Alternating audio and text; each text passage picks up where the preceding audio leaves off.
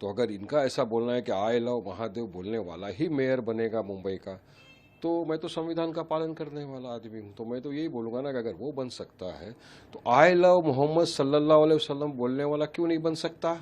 क्यों कोई खान, पठान, शेख, अंसारी, कुरैशी, सैयद क्यों नहीं बन सकता मेयर? बनेगा इंशाल्लाह। हमारा तो ये उम्मीद है कि एक दिन मुंबई की मेयर हमारी हिजाब पहनने वाली महिला बहन भी बनेगी इंशाल्लाह।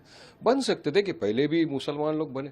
भारत के प्रेसिडेंट बन चुके हैं APJ Abdul Kalam Azad ji, vice president रह चुके हामिद साहब, कितने सारे गवर्नर हैं जो बने हैं मुसलमान।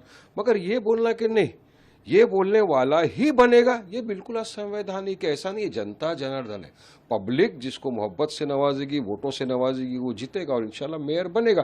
तो मुसलमान भी बन सकता है मेयर, मगर इनको तुष्टीकरण करना है, पोलराइज करना है, नफरत फैलाना है, क्योंकि इनके पास डेवलपमेंट की आप बात करो जवाब नहीं है इनके पास।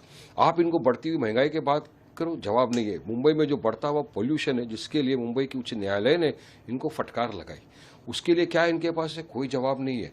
किसान आत्महत्या कर रहा है, उसके बारे में क्या इनके पास पॉलिसी है? कोई जवाब नहीं है।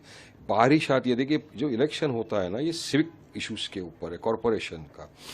एक बारिश में आप देखो आधे घंटे में पूरा मुंबई में अफरा तफरी का माहौल मच जाता है, पानी भर जाता है, ट्रेनें बंद हो जाती है। तो कहाँ है ड्रेनेज सिस्टम का? इतने सालों से सत्ता में सब बैठ के मलाई खाए, इसके ऊपर काम क्यों नहीं किया? इनको सवाल करो, जवाब नहीं देंगे ये आपको। तो ये तमाम मुद्दों से ध्यान भटकाने के लिए इनको एक ही चीज मिल गया है, किसी भी तरह मुसलमानों के खिलाफ अनाप शनाप बकवास करो, ध्यान भटकाओ, ध्रुवीकरण करो, पोलराइज करो, अपनी गंदी राजनीति को चमकाओ। मगर महाराष्ट्र की आवाम समझदार है, इनके झांसों में नहीं जाएगी।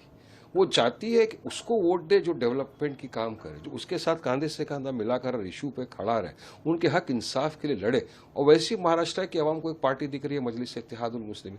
ये मोहब्बत है हमारे पार्टी सदर बैरिस्टर असदुद्दीन ओवैसी के प्रति। जो आपने अभी महाराष्ट्र में नगर परिषद का चुनाव आया उसमें देखा, लोगों ने हमको काफ़ी भरी संख्या में वोट दिया, 83 हमारे जीते नगर पार्षद, हमारा चेयरमैन बना। तो ये दर्शाता है इस बात को कि लोग एमआईएम की तरफ आ रहे हैं, असद ओवैसी साहब को मान रहे हैं अपना नेता। उनको लग रहा है वाकई में आदमी संविधान की बात करता है, रूल ऑफ लॉ की बात करता है, और लोग वोट देते हैं।